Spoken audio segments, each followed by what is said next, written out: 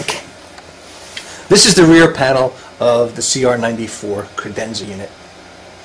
On this side we have 4 video inputs. These are digital video inputs that allow DVI or HDMI inputs, and the range of video resolution is up to 1080p, 1920 by 1200, and SPDIF inputs for digital audio. Over here, inputs 5 through 7, we have extender solutions. So the CAT-X solution is designed to work with our UBHD or UBCA CAT extenders for HDMI or DVI.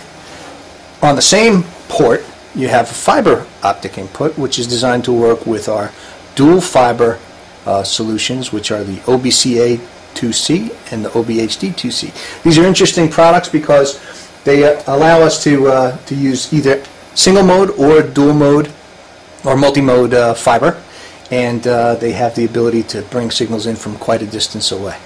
So those are digital inputs. Over here we have our analog video inputs.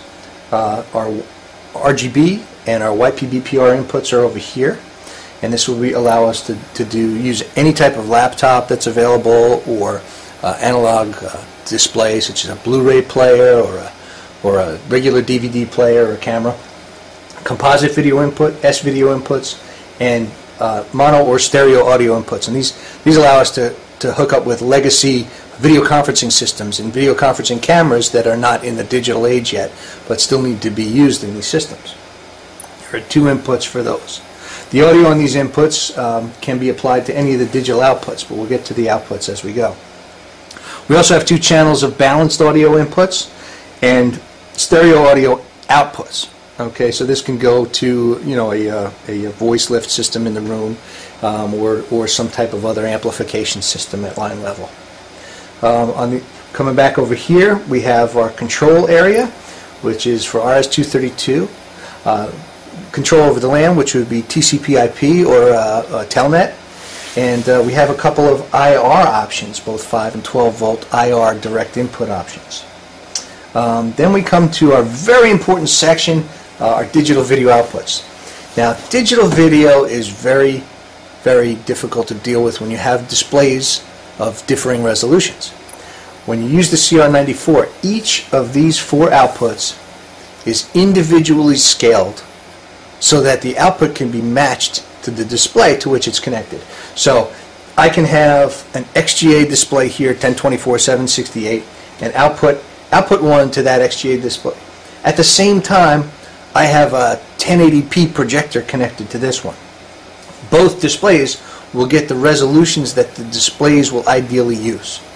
All right, so the scaling is done in here. The display device is getting the optimal resolution for its capabilities.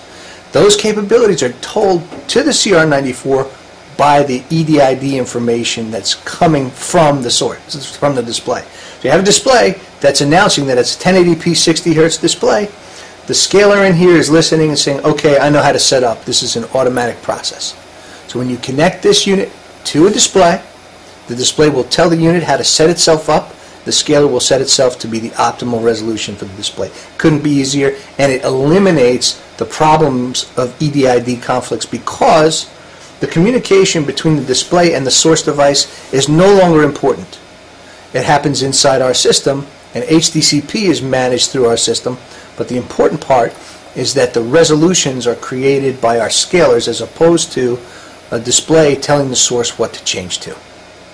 So that's an overview of the CR94. We also have, for convenience, digital audio outputs here for Toslink optical as well as coax digital audio on the output side, and any of these outputs can be routed to the stereo or mono outputs on the output side. So we're doing embedding of audio.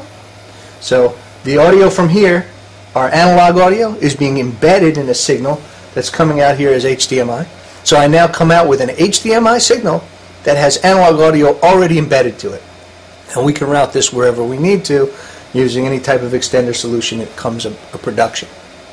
So for example, you have a presenter, and your presenter's standing there with a microphone, and he's got his laptop presentation, and you plug in his audio input here from his microphone, and you plug in his computer here or here. On the output is a single production. His microphone is combined automatically with his presentation, and out goes a completed program. So that's some of the capabilities of the product, and you'll find that it's very easy to work with, and there's an awful lot of support behind it.